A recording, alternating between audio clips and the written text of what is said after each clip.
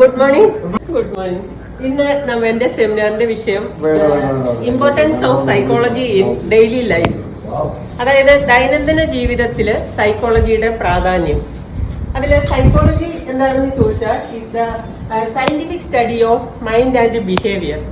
അതായത് നമ്മളുടെ ഒരു മനുഷ്യന്റെ ചിന്തകളും വികാരങ്ങളെയും അവരുടെ പെരുമാറ്റങ്ങളെയും കുറിച്ച് പഠിക്കുന്ന ഒരു ശാസ്ത്രമാണ് സൈക്കോളജി എന്ന് പറയുന്നത്. നമ്മൾ ഒരു ദിവസം തുടങ്ങുമ്പോൾ തന്നെ പലതരത്തിലുള്ള സൈക്കോളജിയുടെ സ്വാധീനം പലതരത്തിൽ നമ്മൾ അനുഭവപ്പെടും. നമ്മൾ സംസാരിക്കുമ്പോൾ, നമ്മുടെ വിഷമങ്ങളെ കുറിച്ച് ചിന്തിക്കുമ്പോൾ, നമ്മളുടെ സന്തോഷങ്ങളെ ഷെയർ ചെയ്യുമ്പോൾ, അവിടെയെല്ലാം നമുക്ക് സൈക്കോളജിയുടെ സഹായം നമുക്ക് കണ്ടുമുട്ടാൻ പറ്റുന്നുണ്ട്. അപ്പോൾ നമ്മൾ ആദ്യമായിട്ട് ഇനി ഏതൊക്കെ ജീവിത സാഹചര്യങ്ങളിൽ നമ്മൾ സൈക്കോളജിയെ അതിന്റെ സ്വാധീനം അറിയുന്നു എന്ന് നോക്കുമ്പോൾ ഫസ്റ്റില് നമുക്ക്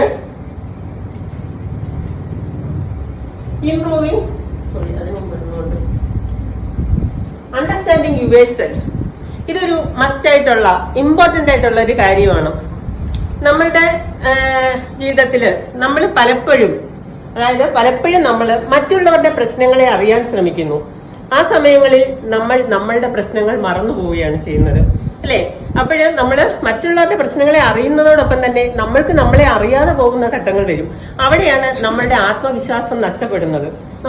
നമ്മളെ സ്വയം അറിയാൻ നമ്മളുടെ കഴിവുകൾ, നമ്മളുടെ ശക്തികൾ, നമ്മളുടെ ബലഹീനതകൾ, ഇതെല്ലാം നമ്മൾ തിരിച്ചറിയുമ്പോൾ മാത്രമേ നമ്മൾക്ക് നല്ല ഒരു ജീവിതത്തോട്ട് പോകാൻ സാധിക്കുകയുള്ളൂ. ഇപ്പൊ നമ്മുടെ കഴിവുകൾ നോക്കുമ്പോൾ നമുക്ക് ധാരാളം നല്ല കഴിവുകളുണ്ട്, പക്ഷെ നമ്മൾ അത് തിരിച്ചറിയുന്നില്ല. അതുപോലെ തന്നെ നമ്മുടെ ബലഹീനതകൾ. ഇവിടെ കഴിവുകൾ നമ്മൾ തിരിച്ചറിയാതെ പോകുമ്പോൾ നമ്മൾ ചിന്തിക്കേണ്ട ഒരു കാര്യമുണ്ട്, നമ്മൾ നമ്മളെ സ്നേഹിക്കുന്നുണ്ടോ, അല്ലേ? അതായത് ഐ ലവ് മൈ സെൽഫ്. അങ്ങനെ നമ്മളൊന്ന് പറഞ്ഞു നോക്കിക്കേ. കാരണം നമ്മളെ ഇത്രയും ഭംഗിയായിട്ട് ഇത്രയും നിങ്ങളെല്ലാം പഠിക്കാൻ വന്നിരിക്കുന്ന ഇവിടെ വരെ എത്തിച്ചത് നമ്മളാണ്, നമ്മളുടെ കഴിവാണ്. പക്ഷെ അത് പലപ്പോഴും നമ്മൾ കാണാതെ പോകുന്നു. ഇപ്പൊ അതിനൊരു ഉദാഹരണമാണ് ഇപ്പോഴേ നമ്മൾ കണ്ട ക്രിക്കറ്റ് 2020, അല്ലെ? സഞ്ജു സാംസൺ, അല്ലെ? ആ കുട്ടിയുടെ ജീവിതത്തില് അവന്റെ ഒരു ആഗ്രഹമായിരുന്നു നല്ല ഒരു ക്രിക്കറ്റ് പ്ലെയർ ആകണമെന്ന്. അവിടെ അവന്റെ കഴിവുകള് ആത്മവിശ്വാസത്തോടു കൂടി മുന്നേറിക്കൊണ്ട് ഇന്ന് ലോകം അറിയപ്പെടുന്ന ഒരു ക്രിക്കറ്റ് താരമായി അവൻ ഇന്ന് മുന്നോട്ട് വന്നു. കഴിഞ്ഞ ദിവസം ഞാൻ ആ കുട്ടിയുടെ ഒരു പ്രസംഗം മുഖ്യമന്ത്രിയുടെ ഉൾപ്പെടെയുള്ള ഒരു ഫംഗ്ഷനിൽ കേൾക്കുന്നു. അപ്പോൾ പറയുന്ന ഒരു കാര്യമുണ്ട്, നമ്മൾ സ്വപ്നങ്ങൾ കാണണം, ആ കണ്ടതിനെ നമ്മൾ എന്ത് ചെയ്യണം, ആ സ്വപ്നങ്ങളെ ഹാർഡ് വർക്ക് ചെയ്ത് എനിക്കത് നേടണം എന്നുള്ള മനോഭാവത്തോടെ പോയി കഴിഞ്ഞാൽ നമുക്ക് തീർച്ചയായിട്ടും അവിടെ ജയിക്കാൻ പറ്റും. ആ സമയത്ത് നമ്മുടെ സ്വപ്നങ്ങൾ കാണുന്നത് സാക്ഷാത്കരിക്കാതെ എനിക്ക് പറ്റുമോ, എന്നെ കൊണ്ട് പറ്റുമോ, ചിലപ്പോൾ സാധിക്കില്ല, അങ്ങനെ ഒരു നെഗറ്റീവ് തോട്ട്സ് നിങ്ങളിൽ ആരിലും വരരുത്. അദ്ദേഹത്തിന്റെ ഒരു സജഷൻ ആയിരുന്നു, ഒരു അഡ്വൈസ് ആയിരുന്നു. അത് കേൾക്കുമ്പോൾ തന്നെ നമ്മൾക്ക് മനസ്സിലാവും നമ്മുടെ സെൽഫ് കോൺഫിഡൻസ് പലപ്പോഴും നമ്മൾക്ക് നഷ്ടപ്പെടുന്നത് എന്തുകൊണ്ടാണെന്ന്. അപ്പോഴും നമ്മൾ ഐ എം പെർഫെക്റ്റ്, അങ്ങനെ ഒരു ചിന്ത ഡെയിലി നമ്മളുടെ മനസ്സിൽ കൊണ്ടുവന്നാൽ നമ്മൾക്ക് മുന്നേറാൻ പറ്റും. അതിന് വേറെ ഉദാഹരണമാണ് ഇപ്പം സിവിൽ സർവീസ് എക്സാം. ആ എക്സാമിന്റെ റിസൾട്ട് വരുമ്പോൾ മുന്നിൽ വന്ന കുട്ടികൾ, അതായത് 57ാം റാങ്ക് വാങ്ങിച്ച ശ്രീജ, ഒരു സാമ്പത്തികമായി പിന്നോക്കാവസ്ഥയിൽ നിൽക്കുന്ന ഒരു കുട്ടിയാണ്. അവൾക്ക് അവളുടെ പരിമിതികൾ വെച്ചുകൊണ്ട് മുന്നേറാതെ അതൊരു നിമിത്തമാക്കിയിരിക്കാം. പക്ഷെ ആ കുട്ടിയുടെ മൈൻഡില് ഒരേ ഒരു ലക്ഷ്യമേ ഉണ്ടായിരുന്നുള്ളൂ, അവൾ ആത്മവിശ്വാസത്തോടുകൂടി എനിക്ക് നേടണം. അവൾ അവളുടെ ചുവരുകളിലെല്ലാം എഴുതി വെച്ചു, ഞാൻ IAS ഇത്ര റാങ്കോടുകൂടി പാസ്സാകും, അല്ലെങ്കിൽ ഇത്ര റാങ്കിനകത്ത് എനിക്ക് വേണം. അവൾ ഹാർഡ് വർക്ക് ചെയ്തു. അതിന്റെ ഫലം കേരളത്തിലെ 1ാമത്തെ റാങ്ക് അവൾക്കാണ് കിട്ടിയത്. അതുപോലെ ബ്ലൈൻഡ് ആയിട്ടുള്ള അജയ്, അതേപോലെ ആക്സിഡന്റ് ഡിസേബിൾഡ് ആയിട്ടുള്ള ആതിര, പിന്നെ അതുപോലെ തന്നെ സെർബ്രൽ പാസി എന്ന് പറയുന്ന ഒരു രോഗം ഉണ്ടായിരുന്ന കുട്ടിയായിരുന്നു മുഹമ്മദ് ഷാസിൽ. ഇവരെല്ലാവരും അവരെ തന്നെ വിശ്വസിച്ചു. അതായത് നമ്മൾ സ്വയം നമ്മളെ തിരിച്ചറിയുക, നമ്മളുടെ കഴിവുകൾ, നമ്മൾക്ക് എല്ലാവർക്കും നല്ല കഴിവുകളുണ്ട്. ആ കഴിവുകളെ തിരിച്ചറിഞ്ഞ് നമ്മൾ തന്നെയാണ് ഡിസിഷൻ ചെയ്യേണ്ടത്, നമ്മൾ എങ്ങനെയാകണം. അതേപോലെ തന്നെ നമ്മൾ പരാജയ ഭീതി വരരുത്. പരാജയം എന്ന് പറയുന്നത് പല സമയങ്ങളിൽ നമ്മളുടെ ജീവിതത്തിൽ സംഭവിക്കും. അപ്പോൾ നമ്മൾ അവിടെ ചെയ്യേണ്ടത് അതിൽ നിന്ന് നല്ല ലെസൺസിനെ എടുത്തുകൊണ്ട് മുന്നോട്ട് വരാനായിട്ട് നമുക്ക് കഴിയണം. അങ്ങനെയാണെങ്കിൽ നമ്മൾക്ക് അതായത് ഒരു സ്റ്റേജ് ഫിയർ, നല്ല ബുദ്ധിമാന്മാരായുള്ള കുട്ടികളാണ്, ഫസ്റ്റ് വാങ്ങിക്കും, പരീക്ഷയ്ക്കെല്ലാം നല്ല മാർക്കാണ്. പക്ഷെ സ്റ്റേജിന്റെ അടുത്തോട്ട് വരുമ്പോഴത്തേന് അവർക്കൊരു വിറയലാണ്, ഒരു വൈബ്രേഷനാണ്. ഞാനിത് അനുഭവിച്ചിട്ടുണ്ട്. അപ്പോഴ് ഇതിന് കാരണം നമ്മൾക്ക് നമ്മളെ വിശ്വാസക്കുറവാണ്. നമ്മളുടെ കഴിവുകളിൽ നമ്മൾക്ക് വിശ്വാസമില്ല. നമ്മളെ വിശ്വാസമില്ലെങ്കിൽ പിന്നെ എന്താണ് അതിൽ നമ്മൾ തന്നെ ഒന്ന് മുന്നോട്ട് കൊണ്ടുവരണം. അങ്ങനെയാണെന്നുണ്ടെങ്കിൽ നമ്മൾക്ക് ആത്മവിശ്വാസം ഉണ്ടാവും. സെൽഫ് കോൺഫിഡൻസ് ഉണ്ടെങ്കിൽ നമ്മൾക്ക് തെറ്റുകൾ തിരുത്തി മുന്നോട്ട് പോകാനും ആത്മവിശ്വാസത്തോടെ നമ്മൾക്ക് വിജയത്തിലെത്താനും ലൈഫിനെ ബ്യൂട്ടിഫുൾ ആക്കാനും നമ്മളെ കൊണ്ട് പറ്റും. അതാണ് ഇനി അടുത്തത്, ഇംപ്രൂവിംഗ് റിലേഷൻഷിപ്പ്. നമ്മുടെ എല്ലാം റിലേഷൻഷിപ്പില്, അതായത് നമ്മള് ഒരു സാമൂഹ്യ ജീവിയാണ്. നമ്മൾ ദൈനംദിന ഓരോ ദിവസവും ഫ്രണ്ട്സിന്റെ കൂടെ മീറ്റ് ചെയ്യും, സഹപ്രവർത്തകരോടൊപ്പം നിൽക്കും. അതുപോലെ തന്നെ നമ്മുടെ കുടുംബത്തിലുള്ള മെമ്പേഴ്സിന്റെ ഒക്കെ കൂടെ നിൽക്കുമ്പോഴേ നമ്മുടെ റിലേഷൻഷിപ്പ് മെയിൻറ്റെയിൻ ചെയ്തുകൊണ്ട് പോകണമെങ്കിൽ നമ്മളിൽ എമ്പതി ഉണ്ടായിരിക്കണം, സഹാനുഭൂതി ഉണ്ടായിരിക്കണം. അതേപോലെ തന്നെ മറ്റുള്ളവരെ മനസ്സിലാക്കണം. നമ്മൾ ചിന്തിക്കുമ്പോഴ് നമ്മളുടെ ഭാഗത്ത് മാത്രമല്ല, അവരുടെ ഭാഗത്ത് എന്താണ് അതിന് സംഭവിച്ചത്, അത് എന്തുകൊണ്ടാണ് അങ്ങനെ വന്നത്. അങ്ങനെ നമ്മൾ ഒരു സമയം അവരുടെ ഭാഗത്തൂടെ പോയി നിന്ന് ചിന്തിക്കുമ്പോഴാണ് നമ്മളാണോ തെറ്റ്, നമ്മളിലാണോ മിസ്റ്റേക്ക് ആയത്, അല്ലെ അവരിലാണോ. പിന്നെ തെറ്റിദ്ധാരണ റിലേഷൻഷിപ്പിനെ ഏറ്റവും കൂടുതൽ ബാധിക്കുന്നതാണ്. തെറ്റ് നമുക്ക് എങ്ങനെയും തിരുത്താൻ പറ്റും, പക്ഷെ തെറ്റിദ്ധാരണ ഭയങ്കര പ്രയാസമാണ്. കാരണം ഒരു തെറ്റിദ്ധാരണയെ നമ്മൾ അതിനെ മാറ്റി എടുത്തില്ല എങ്കിൽ നമ്മുടെ റിലേഷൻഷിപ്പില് ഭയങ്കര പ്രയാസം ഉണ്ടാവും. അതായത് ഒരു ഉദാഹരണം ഞാൻ പറയാം. ഞാൻ ക്ലാസ്സിലോട്ട് വരുന്ന സമയത്ത് ആദ്യമായിട്ട് ഇവിടെ അഡ്മിഷൻ എടുക്കുമ്പോൾ ഇവിടെ കുറിച്ച് എറണാകുളത്തിനെ കുറിച്ച് ഈ ക്യാമ്പസിനെ കുറിച്ച് വലിയ ഇതില്ല, ഉള്ളിലൊരു ഭയമുണ്ട്. അപ്പോഴേ കസിനും എന്റെ ബ്രദറിലും കൂടെ വന്നിരുന്നു. അപ്പോഴേ ഇവര് രാവിലെ അവർക്ക് എന്തോ ബിസിനസിന്റെ ഭാഗമായിട്ട് അവരോട് ഡൽഹിയിൽ നിന്ന് വരുന്നുണ്ട്. അങ്ങനെ എന്നെ മറ്റോടെ തൊട്ടപ്പുറത്തെ റോഡിൽ ഇറക്കി വിട്ടു.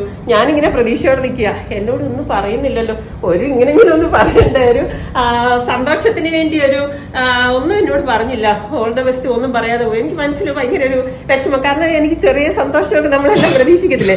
അങ്ങനെ ഞാൻ പിന്നെ എനിക്ക് മൈൻഡ് ഇച്ചിരി ഒരു പ്രയാസം തോന്നി. എങ്കിലും അതിനെ സോൾവ് ചെയ്ത് മെട്രോയിൽ കയറി അവിടെ വന്ന് ഇറങ്ങുമ്പോൾ ഉണ്ട് അവന്റെ കോള് വരുന്നു. അപ്പം ചോദിച്ചു, നീ അങ്ങ് എത്തിയോ? ഞാൻ പറഞ്ഞു, നീ എന്നോടൊന്നും പറയണ്ട, ഞാനൊരു ക്ലാസ്സിന് വന്ന് ചേർന്ന്. ഒരു ബെസ്റ്റ് വിഷയം വീട്ടിൽ നിന്ന് എല്ലാവരും ഫോണിൽ കൂടെ തന്നിട്ടുണ്ടായിരുന്നു, പക്ഷെ നേരിട്ട് കണ്ട ഈ രണ്ട് വ്യക്തികളെല്ലാം ഉള്ളൂ.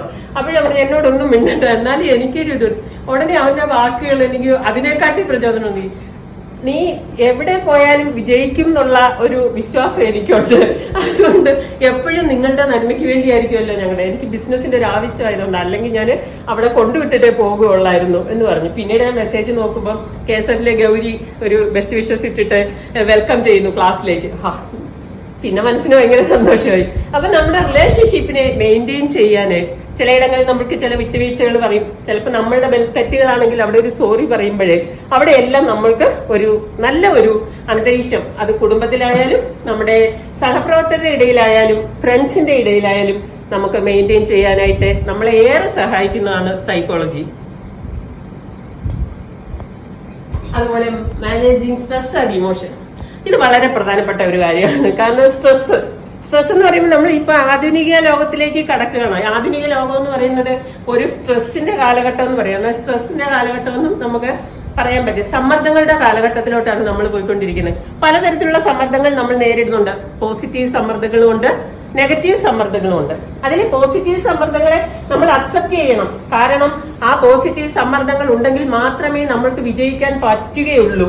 ആ സമ്മർദ്ദം ഇല്ലെങ്കിൽ നമുക്ക് ഒന്നുമില്ല, അല്ലെ? അപ്പൊ നമ്മളിപ്പോ ക്ലാസ്സിന് വന്നിരിക്കുന്നു, എക്സാം എടുക്കുന്നവരെ നമ്മൾ ചിരിച്ചൊക്കെ ഇരിക്കും. എക്സാം എടുക്കുന്ന സമയത്ത് നമുക്ക് കുറെ പേപ്പർ കിടക്കുന്ന അങ്ങനെയുള്ള ഒരു ടെൻഷനിലോട്ട് വരും. അപ്പോഴും നമ്മൾ എക്സാം എടുക്കുന്ന ഒരാഴ്ച മുമ്പ് നമ്മൾ ഒരു മണിക്കൂർ നമ്മൾക്ക് വേണ്ടി മാറ്റി വയ്ക്കുക. അവിടെ പല പ്രശ്നങ്ങൾ വരും. അപ്പൊ നമ്മുടെ മൈൻഡിൽ പറയണം, നിനക്ക് ജയിച്ചേ പറ്റത്തുള്ളൂ, നീ അവിടെ ബോൾഡായിട്ട് നിൽക്കണമെന്നുണ്ടെങ്കിൽ നമ്മൾ അവിടെ പോയി വിറച്ചിട്ടോ അല്ലെങ്കിൽ മിസ്സിനെ ഹെൽപ്പ് ചെയ്യും അല്ലെങ്കിൽ മറ്റൊരു കൂട്ടുകാർ ഹെൽപ്പ് ചെയ്യും, ഈ ചിന്ത മാറ്റിയിട്ട് ഒരു മണിക്കൂർ ഒരു 2 ചാപ്റ്റർ നീ പഠിച്ചു നോക്ക്. ഇനിയും 10 ദിവസം ഉണ്ടെങ്കിൽ 20 ചാപ്റ്റർ ഏകദേശം നീ കവർ ചെയ്യാൻ പറ്റും. അങ്ങനെ ഒരു കോൺഫിഡൻസ്, ആ സ്ട്രെസ്സിലൂടെ നമ്മൾ പോസിറ്റീവായിട്ട് തിങ്ക് ചെയ്ത് നമുക്ക് അവിടെ വിജയം സാധിക്കും. പിന്നെ നെഗറ്റീവ് സ്ട്രെസ്സുകളെ ആവശ്യമില്ലാത്തതാണെന്ന് മനസ്സിലാക്കിക്കൊണ്ട് അതിനെ നമ്മൾ ചിന്തയിലോട്ട് എടുത്ത് ഉള്ള നല്ലതിനെ കൂടെ ഇല്ലാതാക്കാതെ നമ്മൾ ശ്രമിക്കുക. ഇത് നമ്മളെ സഹായിക്കുന്നത് സൈക്കോളജിയിലൂടെയാണ്. പിന്നെ ഈ സ്ട്രെസ് കുറയ്ക്കാനുള്ള മാർഗങ്ങളൊക്കെ നമുക്ക് സൈക്കോളജിയിൽ പറയുന്നുണ്ട്, അല്ലെ? അതായത് നമുക്ക് മെഡിറ്റേഷൻ ചെയ്യാം, അല്ലെങ്കിൽ നമ്മൾ നെഗറ്റീവ് തിങ്കിങ്ങിനെ മാറ്റി പോസിറ്റീവായിട്ട് നമ്മൾ തിങ്ക് ചെയ്യുക. ഏതൊരു കാര്യങ്ങളിൽ നെഗറ്റീവും പോസിറ്റീവും ഉണ്ടല്ലോ, നമ്മൾ അതിനെ പോസിറ്റീവായിട്ട് എടുക്കുമ്പോഴാണ് നമുക്ക് റിലാക്സ് ആകുന്നത്. പിന്നെ പ്രശ്നങ്ങളെ നമ്മൾ ചാടി ഇറങ്ങി ആ പ്രശ്നം പരിഹരിക്കാൻ നമ്മൾ ദേഷ്യമോ വിഷമോ ഒക്കെ വന്നിരിക്കുന്ന സമയത്ത് നമ്മൾ ഒരു ഡിസിഷൻ എടുക്കും. പക്ഷെ ആ ഡിസിഷൻ ഒരിക്കലും നമ്മളെ സക്സസിലോട്ട് കൊണ്ടുപോയില്ല. മാക്സിമം നമ്മൾക്കത് പിന്നീട് തോന്നിച്ചു ഇത് വേണ്ടായിരുന്നു എന്ന്. അപ്പൊ നമ്മൾ കുറച്ചു നേരം ശാന്തമായിട്ട് കുറച്ച് സമയം എടുത്തിട്ട് അത് ചിന്തിക്കുമ്പോഴാണ് നമുക്ക് അതിൽ നിന്ന് റിലാക്സ് ആകാൻ പറ്റുന്നുണ്ട്. അതായത് ശാന്തമായിട്ട് ചിന്തിക്കുമ്പോഴേ ഈ സ്ട്രെസ്സിന്റെ ഒരു ഇത് കുറയും. അപ്പൊ നമ്മൾ ചിരിച്ചുകൊണ്ട് ഏത് പ്രശ്നങ്ങളും വരട്ടെ, ഇപ്പൊ നമ്മൾ കുറെ കരഞ്ഞു, സ്ട്രെസ്സായി, കുറെ ദേഷ്യപ്പെട്ടു എന്ന് പറയുമ്പോൾ നമ്മുടെ ടൈം അങ്ങ് പോകത്തേ ഉള്ളൂ. നമുക്ക് അവിടെ ഒരു സൊല്യൂഷനും കിട്ടത്തില്ല. അതേസമയം നമ്മൾ ആ മൈൻഡിൽ ശരി ഈ ഒരു പ്രശ്നം വന്നു, നമുക്ക് എന്ത് ചെയ്യണം, ഒന്ന് കാമായിട്ട് കൂളായിട്ട് ഒന്ന് ചിരിച്ചുകൊണ്ട് നമ്മൾ അതിനെ സമയം എടുക്കുമ്പോൾ ഇത്രയും സമയം പോലും നമുക്ക് വേണ്ട ആ പ്രശ്നം തീരാൻ. നമ്മൾ ഈ സ്ട്രെസ് എടുത്ത് നമ്മുടെ ആരോഗ്യത്തിനെ നശിപ്പിച്ച്, അതായത് ചിരിയിലൂടെ നമ്മൾക്ക് എന്താ രക്തസമ്മർദ്ദം കുറയും. പിന്നെ ഇത് അതുപോലെ തന്നെ നമ്മുടെ എന്താണ് പ്രതിരോധ ശേഷിയുള്ള കോശങ്ങൾ ശരീരത്തിൽ വരും. അതുപോലെ രോഗത്തെ ചെറുക്കുന്ന ആന്റിബോഡികളുടെ അളവ് കൂടും. പിന്നീട് ഇതിലെല്ലാം ഉപരി ചിരിക്കുമ്പോഴേ നമുക്ക് പെയിൻ കില്ലറൊക്കെ വാങ്ങിച്ച് കഴിക്കത്തില്ലേ, ഇതിന് വരും നമ്മുടെ ശരീരത്തിൽ ഒരു പെയിൻ കില്ലർ ഉണ്ട്. നമ്മളത് അറിയാത്തൊരു കാര്യമാണ്. ആ പെയിൻ കില്ലർ, അതായത് എൻഡോഫിൻ, ആ പെയിൻ കില്ലറിന്റെ അളവ് അത് പ്രകാശിക്കും. നമ്മൾ സ്ട്രെസ് എടുത്ത് നമുക്ക് ദേഷ്യത്തിൽ ചിന്തിക്കുമ്പോൾ നമ്മുടെ ശരീരം ടയേർഡാവും, നമ്മുടെ ചിന്ത ശരിയാവില്ല. അതുകൊണ്ട് മുന്നോട്ടുമ്പോൾ നമുക്ക് സ്ട്രെസ് മാറാനായിട്ട് സാധിക്കും. അതുപോലെ തന്നെ ബെറ്റർ ഡിസിഷൻ എടുക്കാൻ പറ്റും ഈ സമയത്ത്. പിന്നെ അതുപോലെ തന്നെ അടുത്തത് വരുന്നത് എഡ്യൂക്കേഷൻ ഫീൽഡില് നമ്മുടെ വ്യത്യസ്ത സാഹചര്യങ്ങളിൽ നിന്ന് വരുന്ന കുട്ടികളാണ് നമ്മുടെ മുമ്പിൽ വരുന്നത്. അവരുടെ കഴിവുകൾ പഠനത്തിൽ പെട്ടെന്ന് കൂടുതൽ പറയുന്നവർ കാണും, കുറച്ച് പഠിക്കുന്നവർ കാണും, പാഠ്യേതര പ്രവർത്തനങ്ങൾ അല്ലാത്തവർ കാണും. ഇവരെ എല്ലാം മനസ്സിലാക്കി നമ്മൾക്ക് ആത്മവിശ്വാസത്തോടുകൂടി ഇപ്പൊ പുതിയ യുഗം വരുമ്പോൾ കമ്പ്യൂട്ടറൊക്കെ വരുമ്പോൾ നമ്മൾ അവരിലുള്ള നേട്ടങ്ങൾ, അവരുടെ കഴിവുകൾ നല്ലതുണ്ടെങ്കിൽ അതിനെ അംഗീകരിച്ച് മുന്നോട്ട് പോകുമ്പോഴേ നല്ല ഒരു അധ്യാപകനാകാൻ നമ്മളെ ഏറെ സഹായിക്കുന്ന ഒന്നാണ് എഡ്യൂക്കേഷൻ. അതുപോലെ പ്രൊമോട്ടിംഗ് മെന്റൽ ഹെൽത്ത്, നമ്മുടെ ശാരീരിക ആരോഗ്യം പോലെ തന്നെ ഏറ്റവും പ്രധാനപ്പെട്ട ഒരു ആരോഗ്യമാണ് നമ്മുടെ മാനസികാരോഗ്യം. മാനസികാരോഗ്യം ശരിയല്ലെങ്കിൽ നമ്മുടെ ശരീരവും പോക്കാണ്, അല്ലെ? കാരണം ശരീരത്തിന് ബലം കിട്ടണമെങ്കിൽ നമ്മുടെ മുഖം മനസ്സിന്റെ കണ്ണാടി എന്ന് പറഞ്ഞ പോലെ മനസ്സ് സ്ട്രോങ് ആണ്. അപ്പോൾ നമ്മളെ കൊണ്ടും പറ്റാത്ത ആങ്സൈറ്റി, ഡിപ്രഷൻ ഒക്കെ വരുമ്പോൾ ചില സമയത്ത് നമുക്ക് ആ പ്രശ്നങ്ങളെ പരിഹരിക്കാൻ പറ്റത്തില്ല. അപ്പോൾ നമ്മൾ എന്ത് ചെയ്യുക? നമ്മൾക്ക് പ്രശ്നങ്ങൾ പരിഹരിക്കുകയും വേണം. നമുക്ക് നല്ല ഒരു കൗൺസിലറെ പോയി കാണാം.